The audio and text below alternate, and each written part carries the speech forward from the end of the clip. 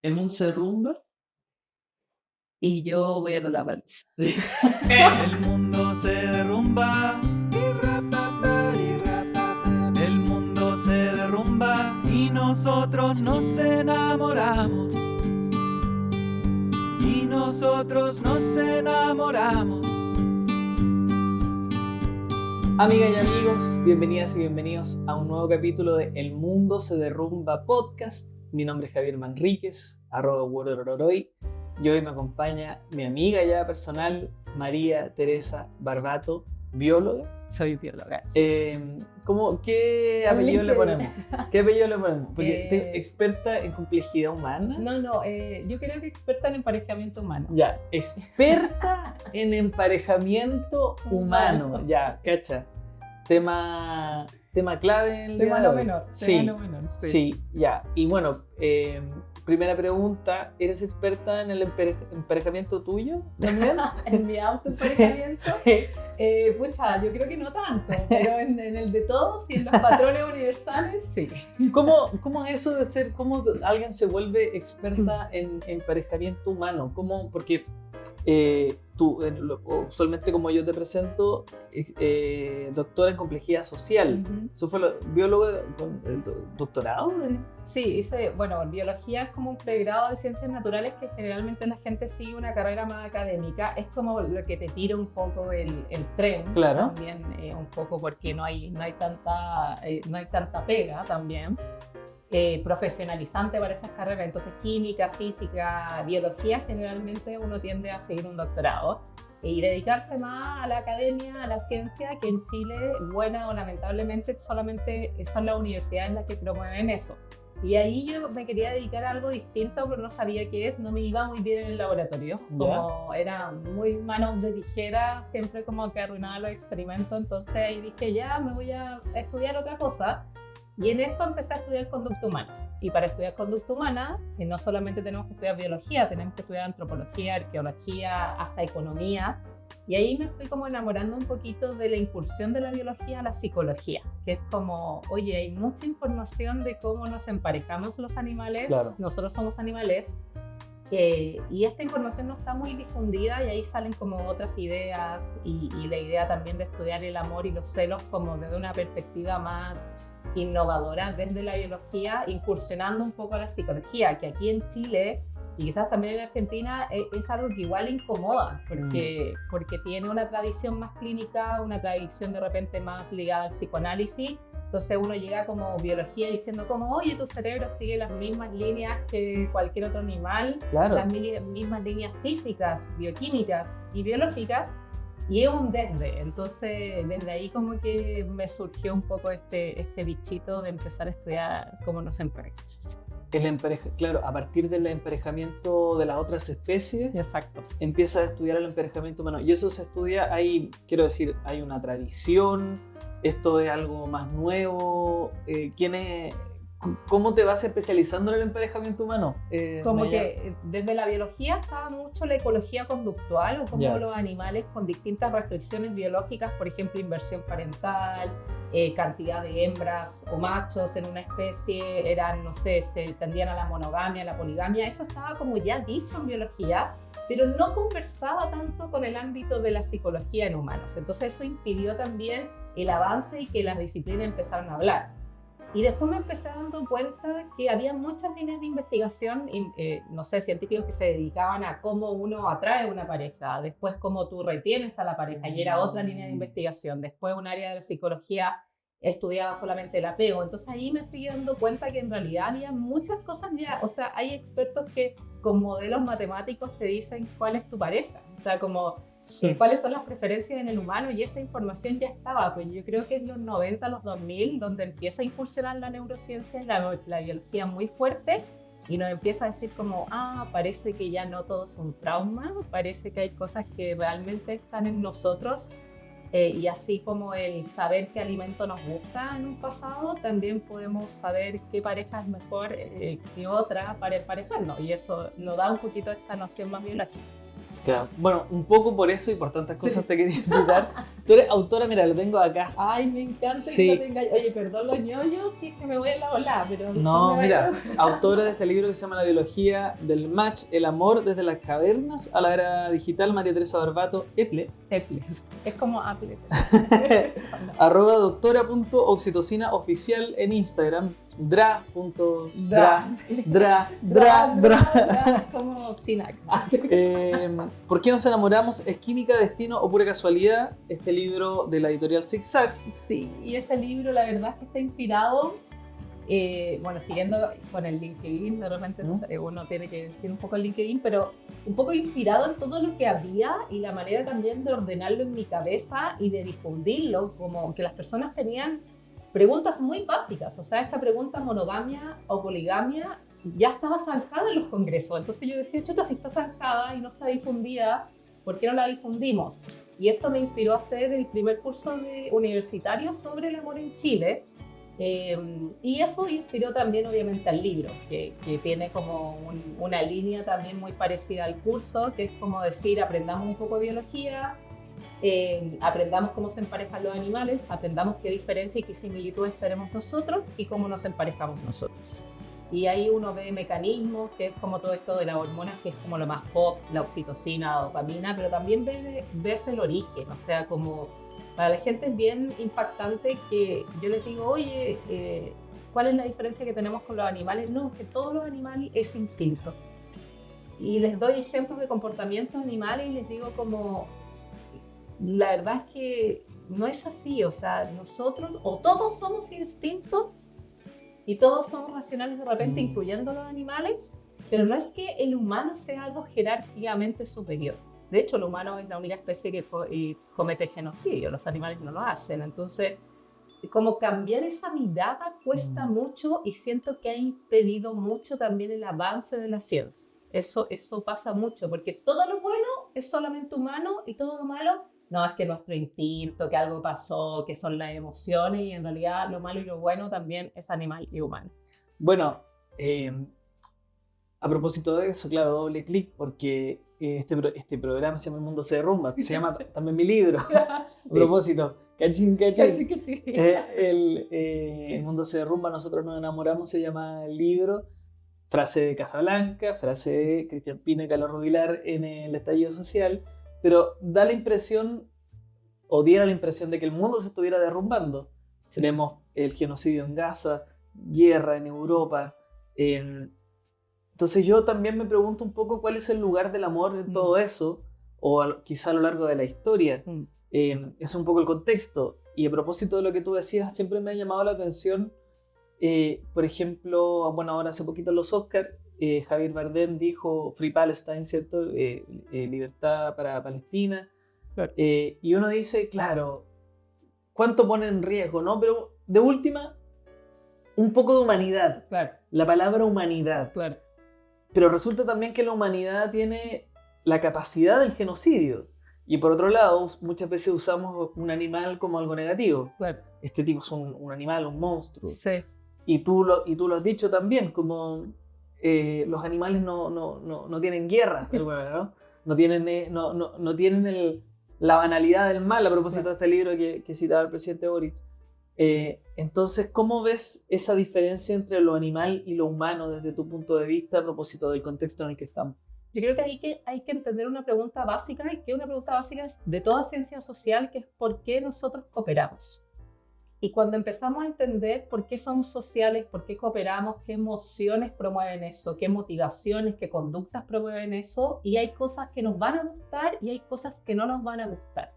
Y queramos o no, nosotros estamos hechos, y hechos no significa que no podamos cambiarlo, eso igual es muy importante, no es un determinismo, para cooperar en grupos con vínculos y filiaciones que son cercanas. Entonces, queramos o no, a mí no me afecta lo que le está pasando a un niño en la India. Yo voy a seguir yendo a Pilates probablemente. Voy a seguir preocupada, no sé, de mis proteínas. Claro. Es lo que a uno le preocupa en este mundo banal. Pero yo puedo trabajar la empatía porque tengo esa información de que no me importa, pero tenemos que pensar por qué no me importa. Y por qué a un monito sí le importa quizás que su hermano no coma.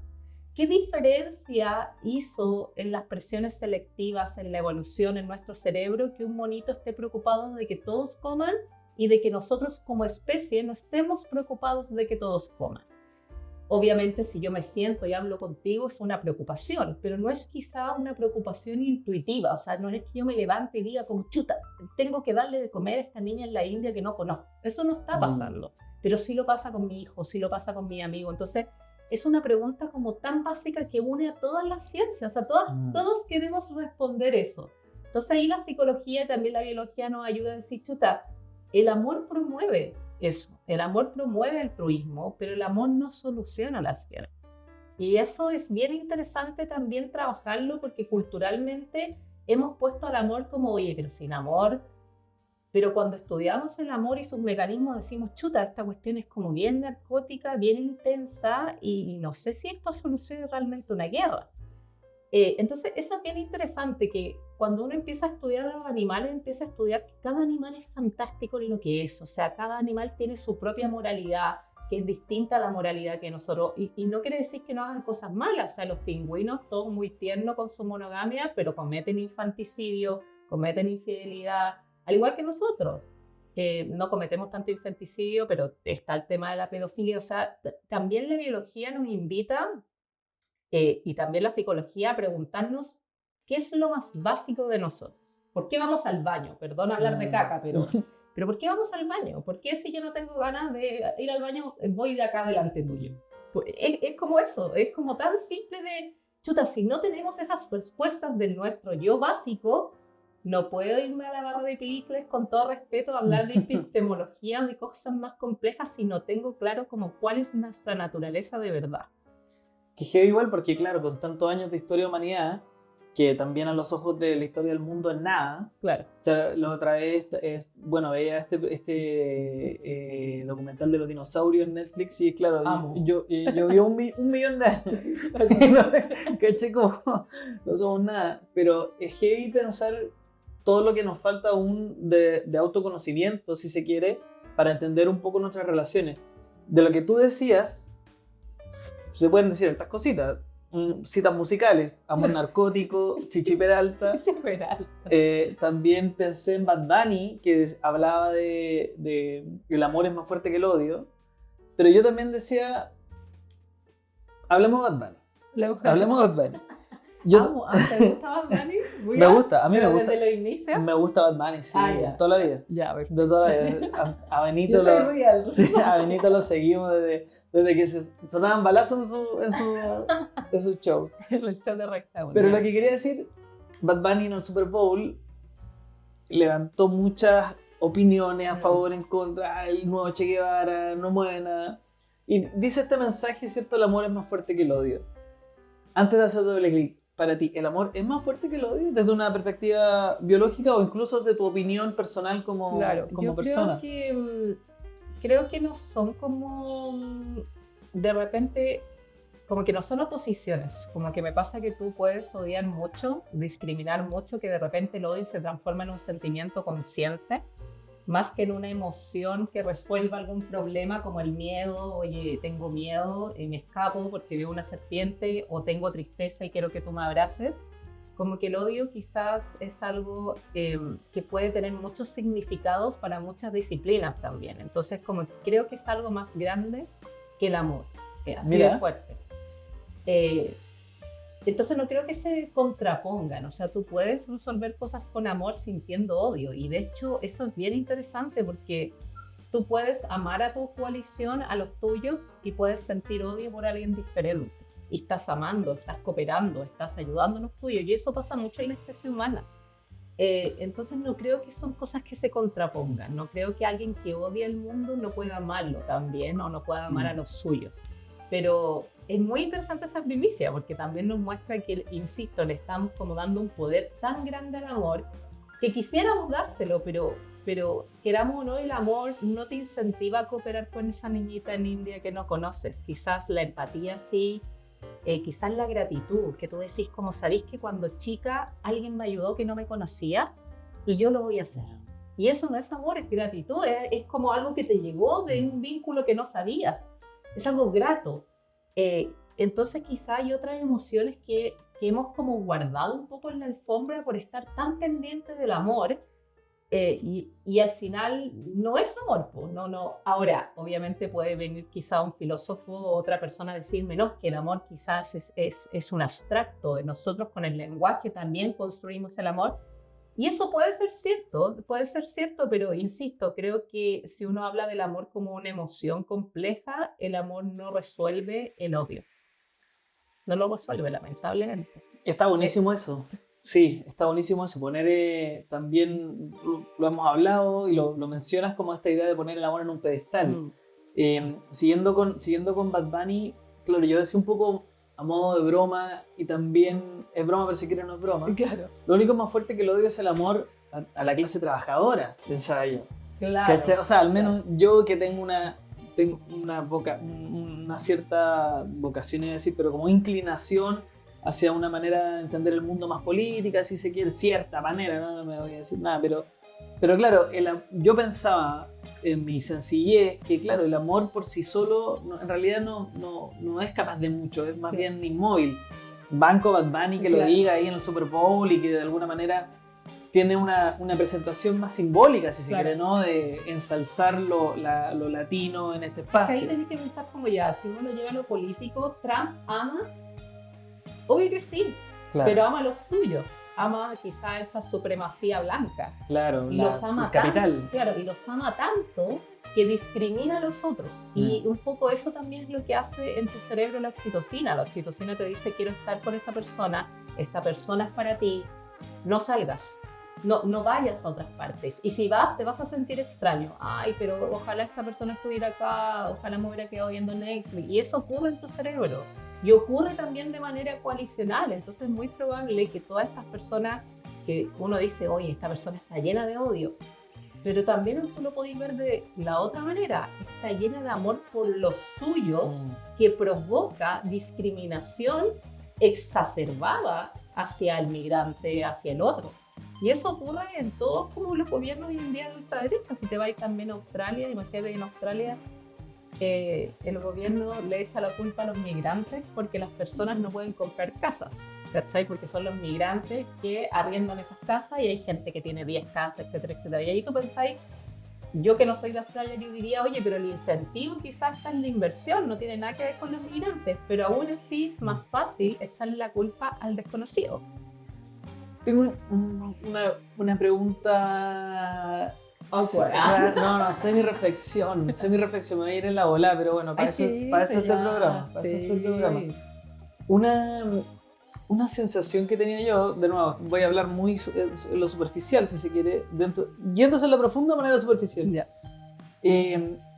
La idea de morir por alguien, la idea de, tú lo mencionas, por ejemplo, en tu libro, morir por amor. ¿Qué tan posible no? Pero yo lo decía también desde un punto de vista del tejido social.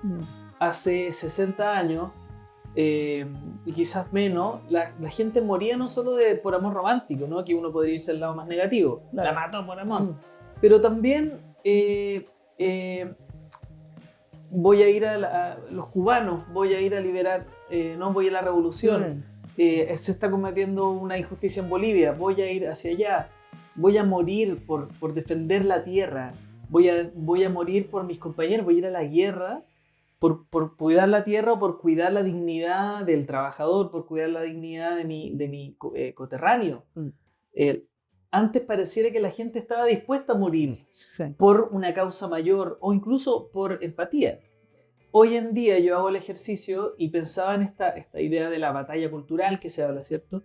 Para mí un gran triunfo de la batalla cultural es que pareciera que nadie está dispuesto a morir por nadie. O sea, yo que un hombre de izquierda, cariñoso, empático, no voy a tomar las armas para ir a defender la tierra de Venezuela si atacan los yanquis. Claro. ¿Cachai? Claro. Y que uno podría decir, están invadiendo suelo latino. Sí. ¿Cachai? La tierra sudamericana, tierra de paz. Lo dijo la otra vez el presidente Lula, ¿no? Como somos una tierra pacífica, pero parece que vamos a tener que armarnos. ¿Cachai?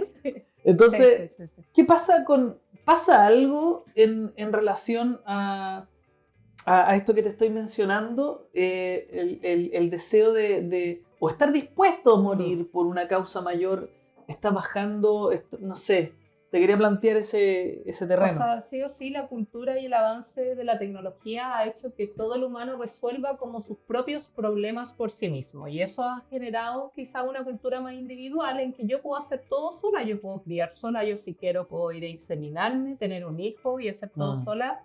Obviamente voy a necesitar quizás recursos económicos, pero más que eso no voy a necesitar. Uno diría como ya los filiales, el grupo de soporte. Y eso ha provocado también que miremos las relaciones de manera distinta, porque antes sí dependíamos quizás del otro y estamos dispuestos a dar más por el otro.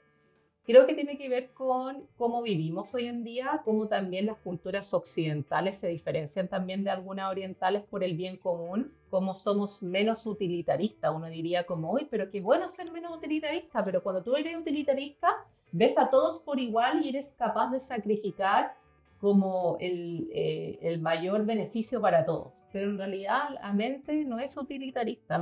De hecho, yo creo que si fuéramos utilitaristas se hubieran solucionado muchos problemas por el bien mayor. Y la mente no es así, la mente sigue como, no, es que yo no me voy a meter, no, que yo no mato, da lo mismo, yo no mato. Claro. Porque funcionamos de manera emocional, de manera quizás más kantiana, ¿cachai? Es como, y por eso en las religiones nos va bien, porque nos gusta que nos digan una regla, la sigo y listo, y da lo mismo la consecuencia. Entonces, insisto, un ejemplo, COVID. Yo podría poner toda la cifra de COVID, ya están muriendo exponencialmente la gente, ándate a tu casa, no carretees, pero en realidad lo que me hubiera servido como una buena política pública quizás de alguien que supiera psicología es poner un letrero: si no quieres que muera tu mamá o si quieres que ayudes a los tuyos, éntrate a la pensión. Y te apuesto que ese mensaje nos llega mucho más, ya que somos seres emocionales, a que si yo te muestro el gráfico. Entonces, un poco yendo a tu pregunta, claro, en el fondo antes teníamos como mucho más incentivos para que el otro también sobreviviera con nosotros, porque el otro me iba a hacer la guardia quizás, el otro me iba a ayudar a encontrar alimento, el otro me iba a ayudar a un parto, el otro me iba a ayudar a criar a mi hijo. Entonces, que sobreviviera el otro también me daba un placer y un incentivo que hoy en día la tecnología ha suplido, pero absolutamente todo, inclusive las relaciones, queramos o no, la tecnología. O sea, ahora yo creo que la gente pasa más tiempo en celular que con amigos, que en ocio. Insisto, no sé si es bueno y malo, porque yo igual creo que la tecnología democratiza problemas que habían, pero es la realidad.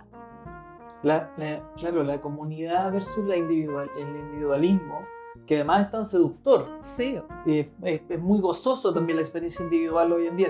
No se trata tampoco de demonizar aquello. Quería hacer una transición. Estoy como tiesa. Sí.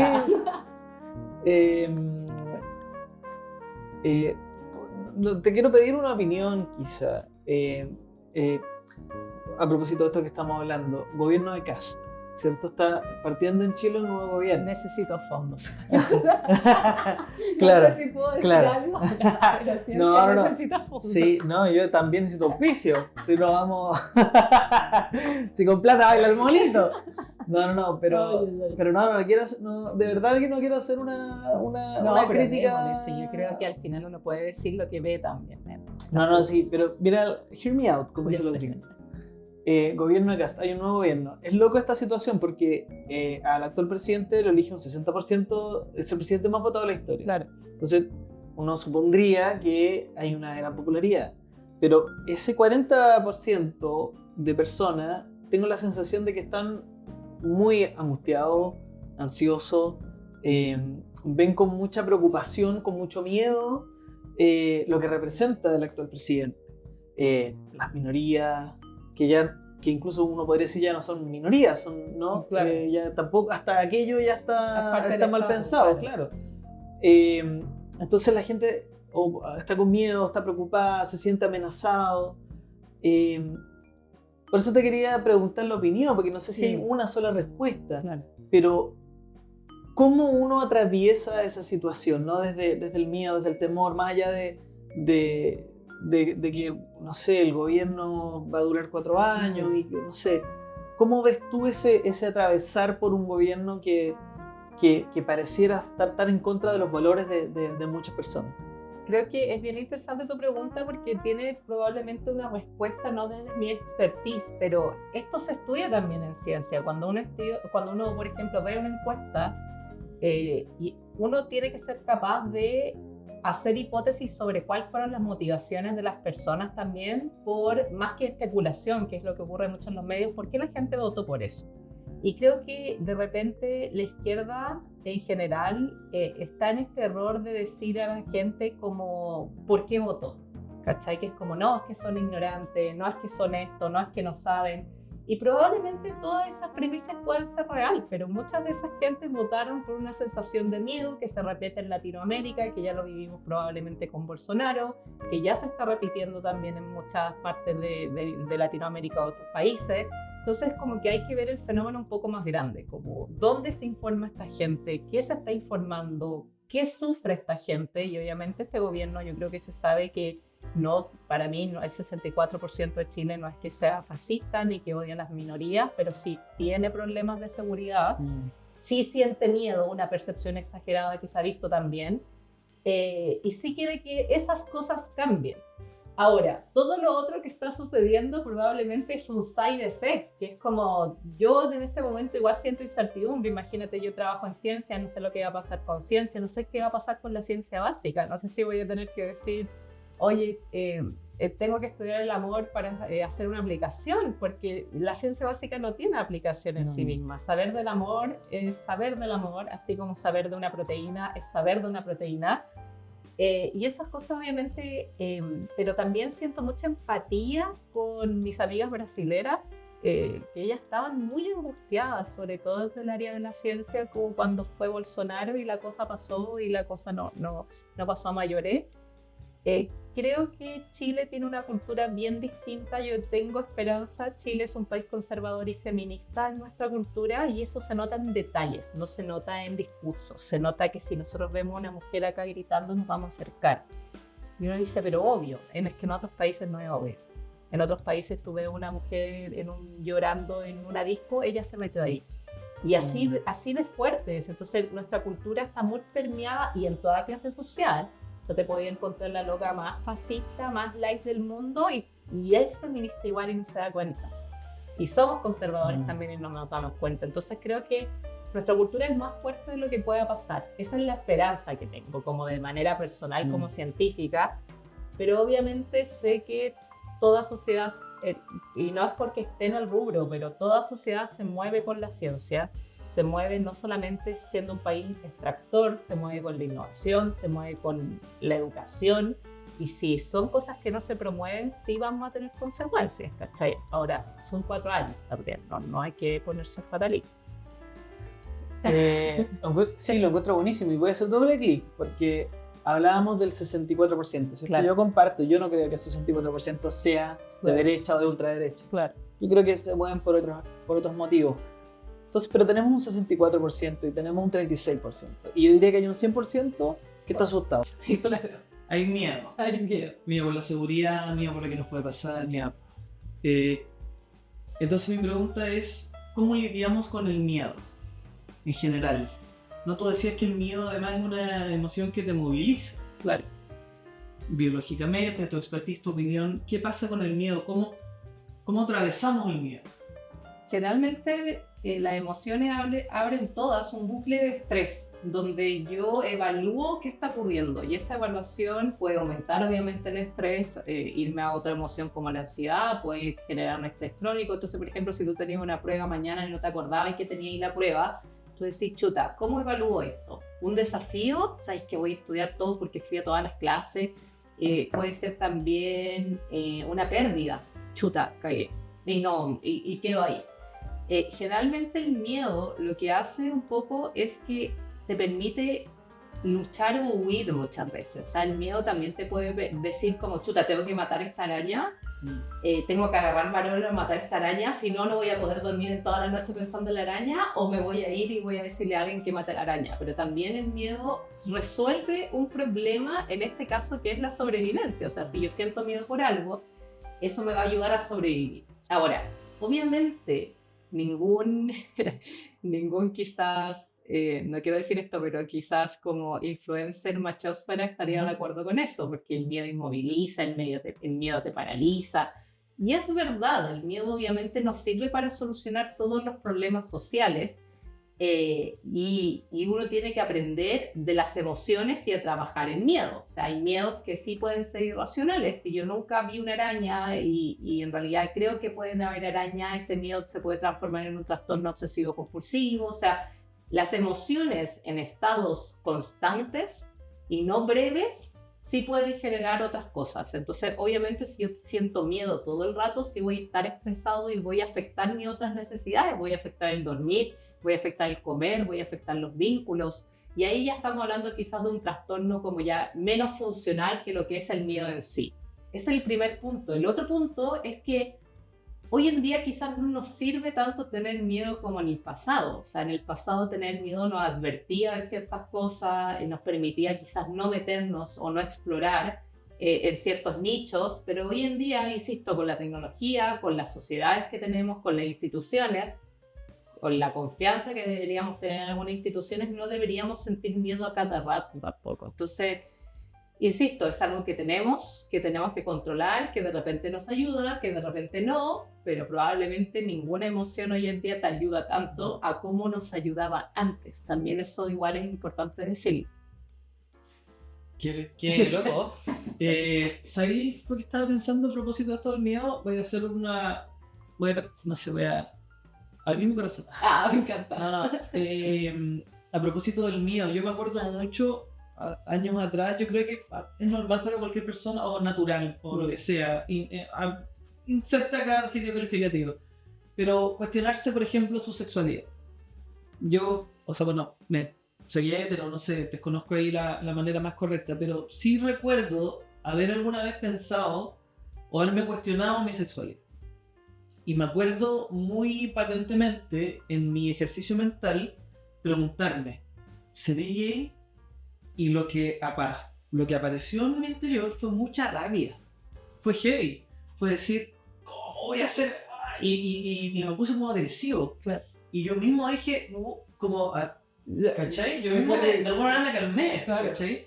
Fue como, mira, o sea, mi razonamiento años atrás fue que pase que sea lo que sea, o sea, claro. Que es natural, es lo que uno siente. Claro. O sea, como que yo mismo dije, claro, obviamente en esta cultura, la heterosexualidad hay como todo un peso, o sea, no voy a ponerme yo a hablar al respecto de eso. Claro, ¿no? claro.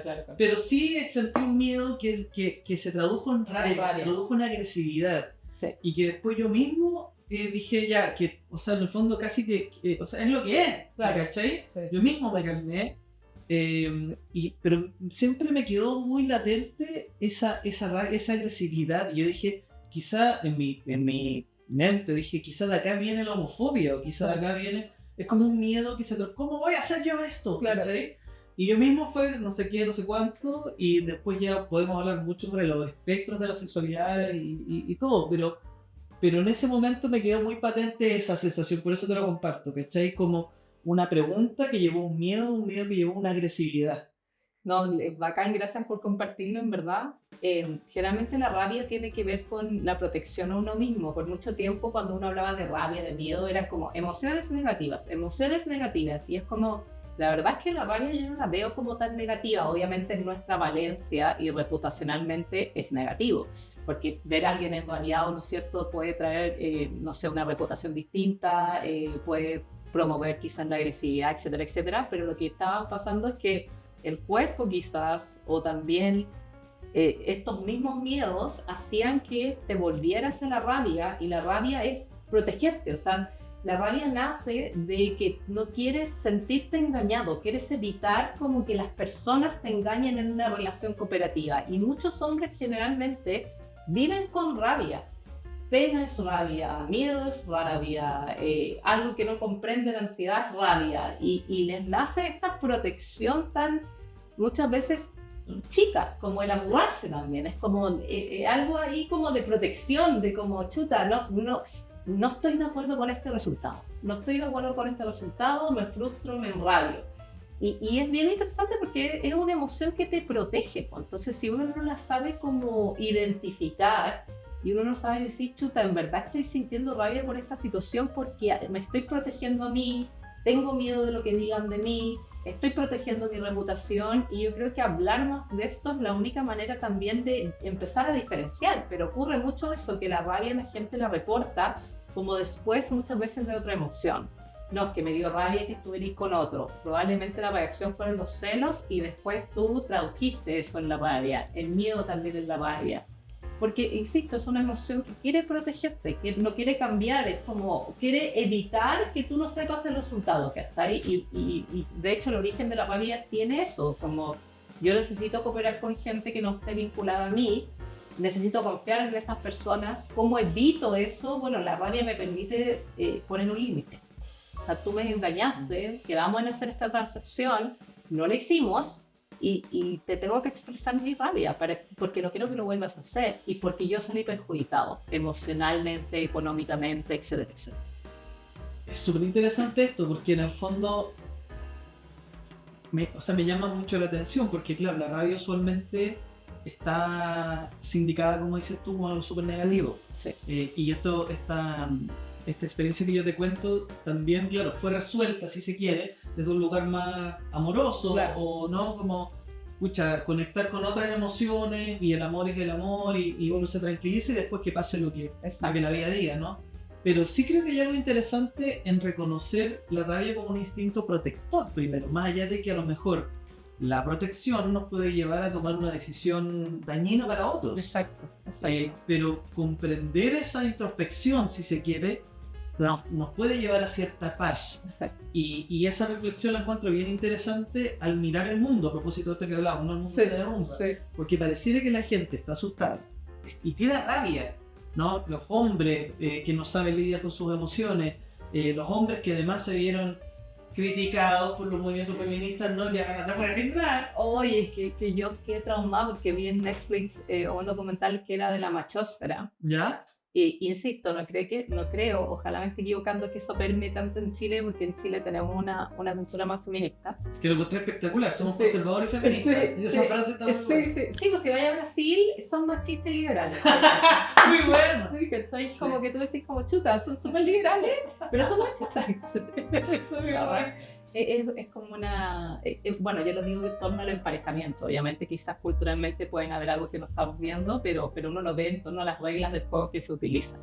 Y en este documental de la machósfera, claro, me impactó porque como que mezclan un poquito también de biología, se aprovechan, me da como un poco de lata, se aprovechan de la disciplina en la cual amo y estudio, como para decir la mujer tiene que estar acá, el hombre que tiene que estar acá, esta cuestión de que estamos en una matrix y el hombre tiene que como volver a revolucionarse. Era una locura que tú decís, nada de esto tiene sentido, pero ahí también entendí un poco la serie de adolescencia, como en realidad como estos grupos más criptomonedas, más de lujo, más de como la mujer tiene que estar acá, son como una revolución para el status quo, que donde había una libertad.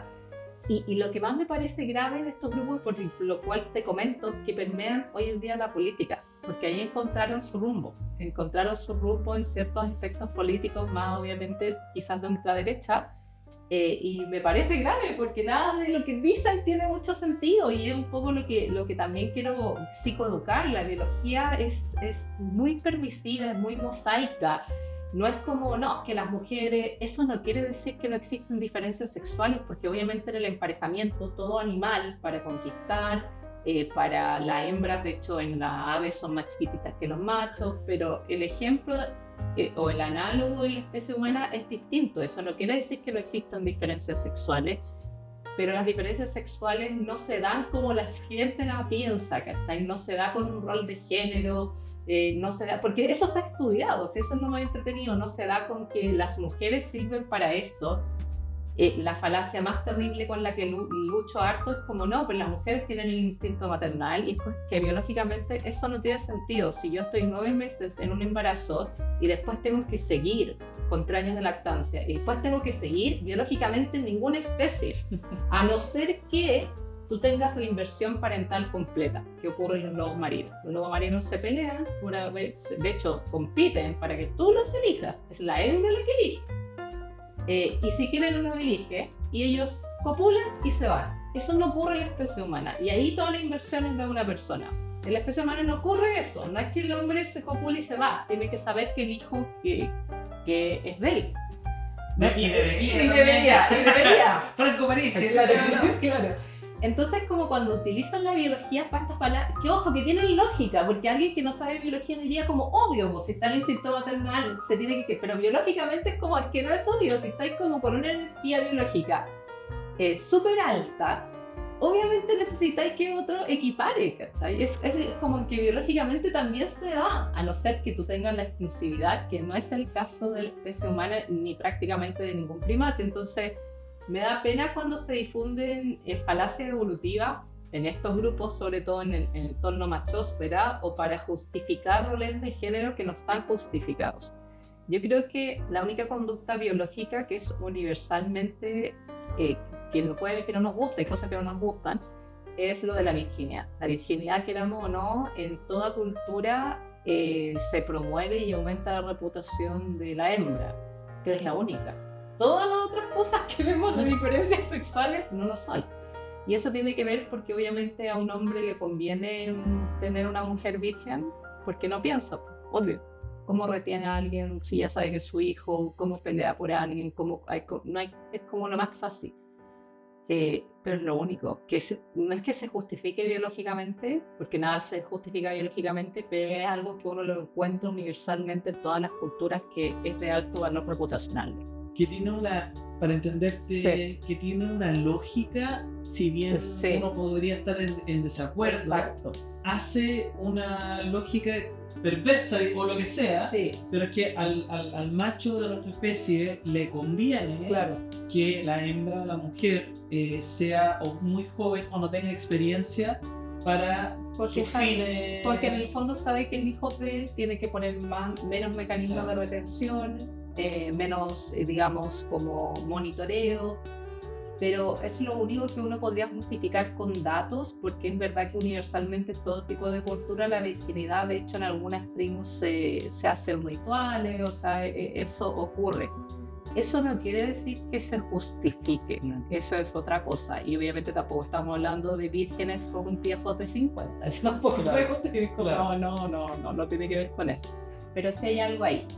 Y ahí es donde creo yo, para también hacer la transición, es donde entra la civilización, si se quiere, que es el otro lado, claro, de lo que venimos hablando. Sí. Porque nosotros tenemos una historia, tenemos que a lo mejor tomamos decisiones evolutivas en orden de lograr la supervivencia, lo puse gringo, en orden. Claro, para poder lograr la supervivencia se van tomando decisiones. Oye, ten cuidado con el ring de la virginidad, bro. Sí, Ya la cagada. No, esto queda solo en el programa, pero lo que quiero decir es que me parece muy fascinante la conversación, y lo interesante es cómo la civilización, luego de los años de historia, de alguna manera va complementando esa tradición, porque lo que en algún minuto tenía un rol, si uno se quiere, evolutivo, porque saquemos humanidad, ¿no? Porque humanidad tiene moral, tiene ética, tiene conciencia, ¿cierto? Tiene narración, pero llevémoslo a los animales, a otras especies de animales, y efectivamente sí hace sentido a lo mejor para el lobo, ¿no? Tiene esto, pero es loco como ahora toda la información que tenemos va de alguna manera complementando, acercándonos hacia una manera más compleja, si se quiere, subsistir, claro, pero al mismo tiempo trae consigo todo lo otro que es lo que venimos hablando, sí, que es un exceso de información, un exceso de individualidad, un exceso, ¿no? Es como una complejidad muy grande. Es que lo que nos impide muchas veces, mira, el ejemplo que te voy a poner es con la tecnología. Mucha gente dice como, hoy ya los niños no saben escribir, no saben relacionarse con la tecnología, pero tampoco nosotros no sabemos relacionar muchas veces con las instituciones, porque son las leyes del juego, muchas veces en una sociedad o en una sala de clase, donde sea. Y el ejemplo es clave. Si yo te digo lo que tienes que hacer, si yo le digo a una mujer lo que tiene que hacer, que se quede en la casa, que no engañe, porque va a tener castigos sociales, reputacionales, institucionales, súper fácil. Tú no tienes que pensar. Y eso es bien interesante, porque cuando uno lo ve, uno dice, en realidad antes éramos mucho más libres, no que había cosas buenas y malas, insisto, éramos mucho más libres en el sentido de la sexualidad. O sea, si tú tienes que hacer una institución para que la mujer no se sexualice, es porque antes estaba sexualizada, es porque antes vivía el sexo plenamente, es porque tenía opciones de reproducción mucho más amplias y tú y la institución hiciste la cosa fácil para ti. Y ahí viene la noción de patriarcado, que en el fondo es como chuta, cómo nos hacemos ciertas reglas y que la mujer valga menos. Insisto, no tiene que ver como con conductas per se, son como detalles de cómo se va generando esta sociedad.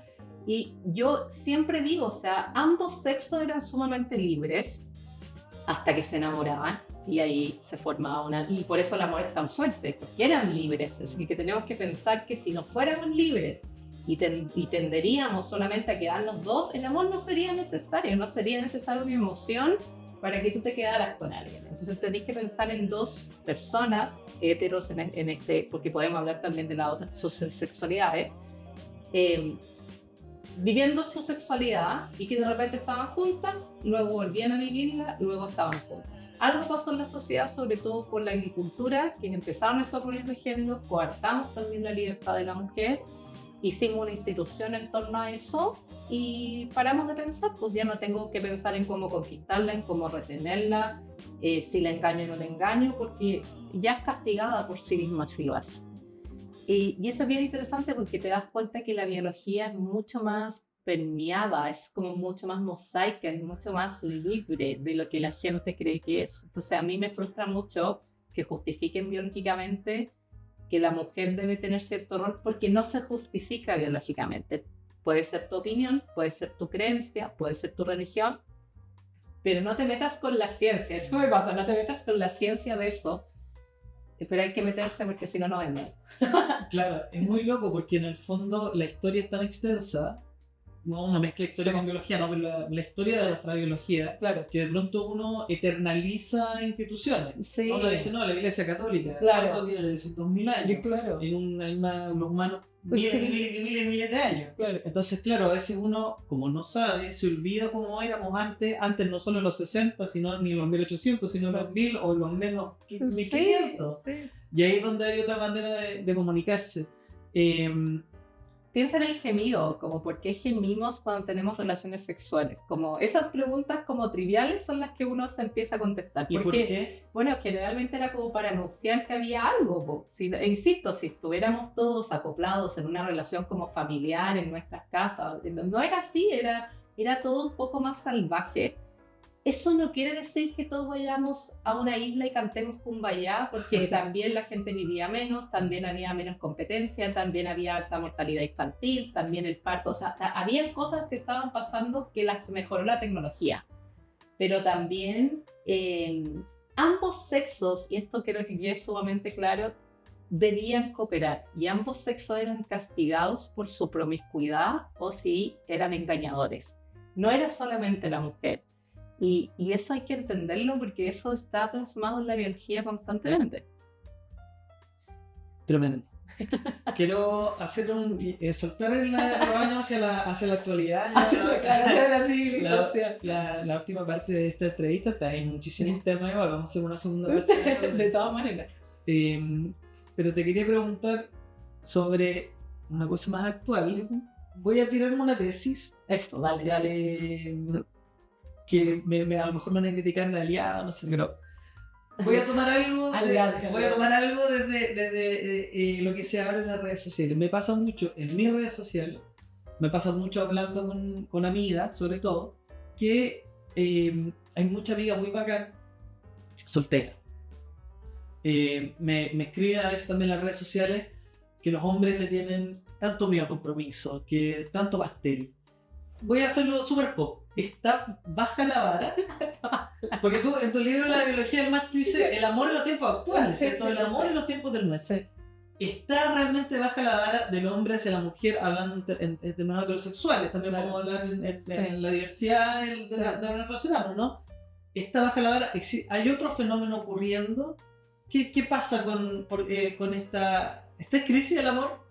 O sea, es que más que esta crisis del amor, nosotros cuando tenemos distintos contextos somos capaces como animales de cambiar nuestra manera de emparejarnos. Entonces, si estamos en un contexto, por ejemplo, isla, donde sabemos que vamos a comer mañana, ya conocemos todas las carpas de la isla, que ocurren en regiones, por ejemplo, que es como el fenómeno más isla, yo como que me quedo más tranquila, pues. Entonces me quedo más tranquila, busco con quién emparejarme, me pongo a tener hijos, no puedo decir como, pero por aburrida, bueno, por aburrida, por lo que sea, por la motivación de repente que sea, y tengo una vida más estable, y de hecho puedo quedarme teniendo un hijo, dos hijos, y ahí cambia obviamente la manera en que me parezco.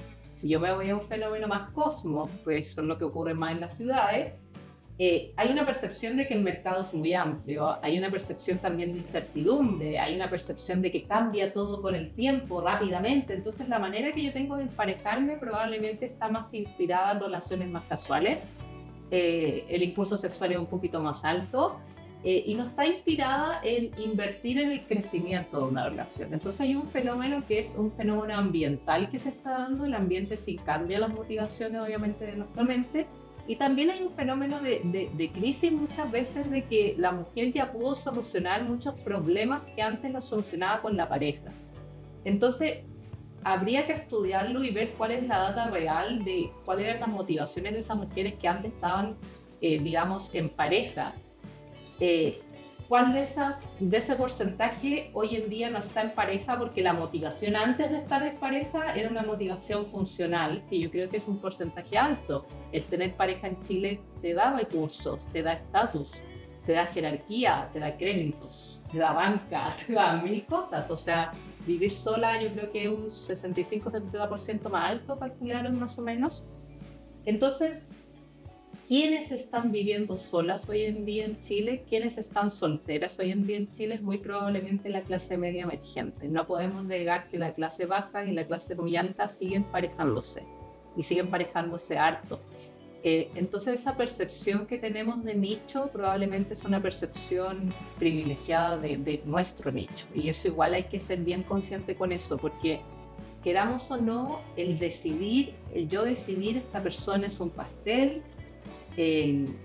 Quiero estar soltera, quiero hacer mis cosas, quiero escribir mi libro, quiero hacer un podcast, si es un privilegio, Hay gente que puede decir, no, yo busco, sí, pero hay gente que desde la necesidad se empareja. Entonces que entendamos también que nuestro cerebro y todas las necesidades básicas, incluyendo los vínculos, dependen del ambiente, también es concientizar eso. Ahora también tenemos que insistir, o sea, Chile sí cambió. En Chile el hombre generalmente, no de todas las edades, pero el hombre no ha tenido quizá una madurez emocional tan alta como la que se le ha exigido a la mujer desde chica. Entonces también hay un contexto social importante, que la mujer es como chuta, tengo que maternar, tengo que regular las emociones de esta persona antes, y la mujer ya no está dispuesta a hacerlo porque ya no tiene ningún beneficio al hacerlo. Eso es un lado del emparejamiento. El otro lado, que es como el otro extremo que te llega quizás de las redes sociales, no sé si te llega, de repente me llegan preguntas a mí, que es como, bueno, y esta persona quiere que le pague todo, quiere que le la... Y yo como, bueno, ahí hay hartas cosas que decir, porque hay hartos podcasts que podemos ahí, hay hartas frases, y la verdad es que tu amigo también está eligiendo a esa persona que quieres que tú le pagues todo. Entonces tampoco no hay una responsabilidad. Tú quieres salir con la mina rica, estar en ese restaurante del cuarto piso, quinto piso del MUC, pagando. Entonces, tú estás eligiendo también eso. Tú estás eligiendo inconsciente o conscientemente a alguien que quiere eso. Pero no todas queremos eso. Pero eso se da, obviamente se da y se va a seguir dando. O sea, es un intercambio de recursos muchas veces. Esos recursos pueden ser emocionales, y cuando me molesta la emocionalidad, te pago, te muestro el auto. Y no es nada malo. Eso ocurre y ha ocurrido toda la vida, y ocurre, insisto, en clases sociales muchas veces que necesitan. Pienso, ¿sabes qué? En un principio de respuesta, si se quiere, que tiene que ver con la conciencia, ¿sabes? Como con la conciencia y cierta paz interna, porque creo que mucho de la ansiedad que yo palpo en redes sociales, o de la neurosis, o de toda esta, es una gran carga mental que está afuera de la mente, ¿no? Está acá. Claro. Entonces es como, es que quiero amar, es que quiero no sé qué, es que quiere que le pague, es que no sé qué, es que no sé qué un pastel, es que no sé cuánto, es que no sé qué, y está todo afuera y me siento solo.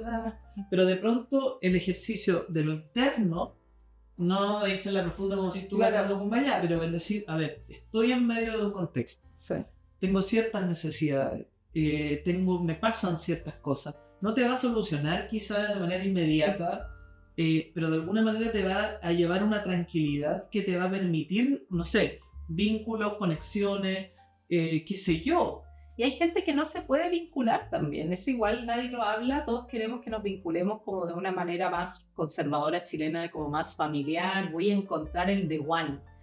Pero hay gente que la pasa mal con eso, hay gente que tiene mucha ansiedad, que no puede como tener relaciones y que la promesa de la psicología es arreglar a esas personas. Yo no creo que eso ocurra, yo creo que hay personas con apego de repente muy ansioso, con trastornos de ciertas personalidades y sufren estando en relaciones o esperando estar en ciertas relaciones y que hoy en día pueden estar más tranquilas solas y no pasa nada. O sea, ver la pirámide al revés, de que quizás tú eres una persona sola con muchos vínculos, hace que también pongas energía en otros tipos de vínculos más que estar ansiosamente buscando uno. No quiero dejar con desesperanza, pero sí, obviamente, como cualquier sociedad de animales o humanas, hay personas que no se emparejan y eso ocurre y hay que hablarlo también. ¿Sabes qué? Incluso me parece no necesariamente desesperanzador.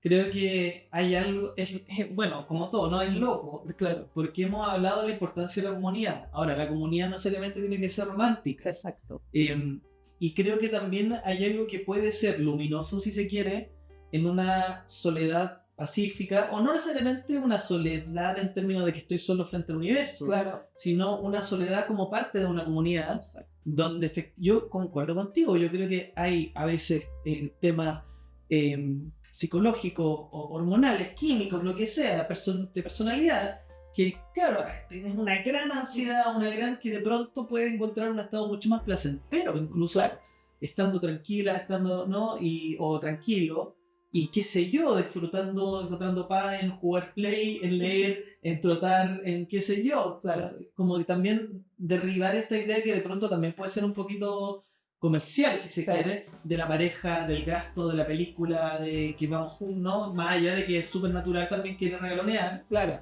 que lo entiendo. Pero es que estábamos regaloneando quizá o emparejándonos desde la pasividad femenina y también tenemos que ser conscientes de eso. O sea, la incursión de la mujer en el trabajo ha hecho que la mujer elija de otra manera y tenemos que aceptar eso también y acostumbrarnos a eso nos ha dolido como sociedad.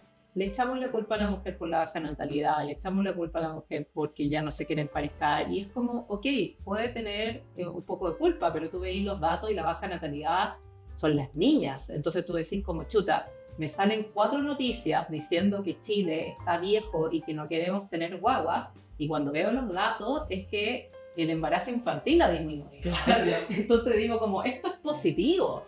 ¿Y por qué hacemos una catástrofe también de eso? Y eso es o sea, tú lo ves, o sea, es una catástrofe cuando está en este tipo de noticias. Entonces, insisto, tenemos que acostumbrarnos que sí, el feminismo, la incursión de la mujer en el trabajo, sí cambió la manera de seleccionar, pero también tenemos que pensar que quizás esa era la manera de seleccionar antes también. Y porque institucionalmente no lo podíamos hacer, o sea, la mujer... Y hay miles de estudios que muestran que se fija no solamente en algo económico, pero tiene que ver con que se fija en características más profundas prosociales para mirar el largo plazo y para no equivocarse. Y quizás ahora lo puede hacer con mayor ímpetu y antes no lo podía hacer. Entonces quizás ahora estamos viendo más libertad de la naturaleza humana femenina en un contexto obviamente social privilegiado, más que una crítica a cómo ha cambiado la sociedad. Tremendo. Bueno, para ir terminando, te quería preguntar a propósito de tu estudio de la naturaleza y todo. Tengo dos preguntas. ¿Cuál voy a hacerte? Voy a hacer... Si reencarnaras. Si reencarnaras en un animal, en tu conocimiento de la biología, ¿Qué animalito te gustaría ser? Ay, qué difícil esa pregunta. Ya, es una difícil pregunta. Es Le difícil. voy a poner pausa, le voy a poner pausa. Tengo otra pregunta, que es menos personal quizás. Claro. Y te puede llevar a solucionar la primera. En tu estudio de las relaciones en la naturaleza, ¿hay animalitos que te gusten las relaciones que tienen? Por ejemplo, mencionábamos los pingüinos, Claro. que son monógamos, pero igual tienen sus cosas. ¿Hay animalitos que tengan ahí unas relaciones que te gusten? ¿Que te las quedan entretenidas? Mira, la verdad es que me gustan harto los bonobos porque son sociedades matriarcas. Que son simios, ¿no? Sí, bonobos que viven en el Congo, son nuestros primos, o sea, no están abajo de nosotros como primos. Ya. Y ellos resuelven los problemas con sexo Ya. en vez de con pelea. Pero también se ha visto que se pelean, por supuesto, y que el sexo viene cuando hay abundancia de alimento, y creo que son bonitos, bien simpáticos. Ahora, igual tienen cosas malas, o sea, yo insisto, los animales pueden ser muy tiernos, o vemos a este Punchi con su apego, con su monito de peluche, pero también son sumamente agresivos, también cometen los bonobos, queramos o no, como resuelven los problemas con sexo, nos filtran con quien tiene sexo, entonces puede ser cualquiera o cualquiera, entonces también moralmente o humanamente podemos considerar aberrantes ciertas conductas de ellos. Pero los bonobos son unos buenos... Son como bonitos, Bueno. sí, son matriarcas, pues se ha visto que cuando los grupos eligen a mujeres líderes hay menos agresión y eso pasa en muchos monitos. Perfecto. Y retomando la primera pregunta, ¿hay algún animalito que te gustaría reencarnar? Escucha, recién vi Hoppers, así que ¿Ya? como que el castor me gusta. Bien, un castor. Un castor. Bueno, y la última pregunta, ¿el mundo se derrumba? Y yo voy a Lollapalooza. A pesar de todo. A pesar de todo. Vamos a Lollapalooza. A los festivales, me A los encantan festivales. los festivales Sí. realmente, algo que me da vida, pero sí, es una locura lo que pasa con Lollapalooza. ¿Y fuiste? No, no fui, Ya. no, soy de la influencer que ¿Sufriste? Sufrí profundamente. No, y bueno, el otro año tengo que jugarme la vaca. ¿Pero lo viste por internet o algo? Sí, o sea, a mí me pasa que me gusta mucho la sensación de ir más que con un artista para conocer artistas nuevos. Soy como esa persona que digo como ya, y Ya. no sé, por ejemplo, escuché a la Rosalía primera vez en un Lola, o a la misma Krila también en otro festival, que digo como, ay, qué interesante, y lo empiezo a escuchar, como esa sensación me causa mucho placer, como No. de encontrar música nueva. Bueno, muchas gracias María Teresa Barbato, autora de La biología del match. Usted lo puede encontrar en la gran librería de este país y también en internet. Eso, y tu libro, para que no Mi libro por ahí anda. Por ahí O sea, anda. el mundo se derrumba, Ah, nosotros no, ya se lo están leyendo. vamos a hacer por una ahí. buena. Sí, así que bueno, gracias María Teresa por venir a este programa, a este búnker de la nostalgia y la melancolía. Ya, nos vemos. Chao. El mundo se derrumba. El mundo se derrumba y nosotros nos enamoramos. Y nosotros nos enamoramos.